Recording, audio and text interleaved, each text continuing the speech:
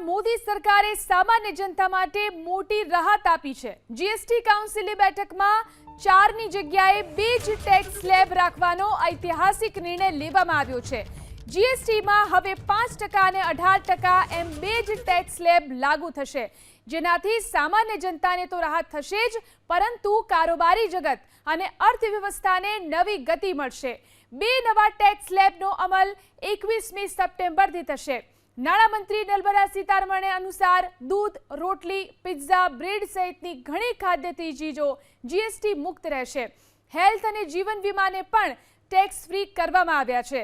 Luxury વસ્તુઓ અને તમાકુ ઉત્પાદનો ઉપર 40% જીએસટી લાદવામાં આવશે।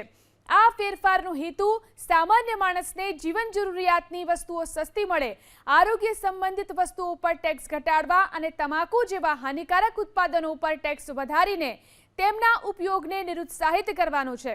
પ્રધાનમંત્રી નરેન્દ્ર મોદીએ જીએસટી કાઉન્સિલની બેઠકમાં જીએસટીના નવા ટેક્સ સ્લેબ અંગે લેવાયેલા નિર્ણયની પ્રશંસા કરી છે।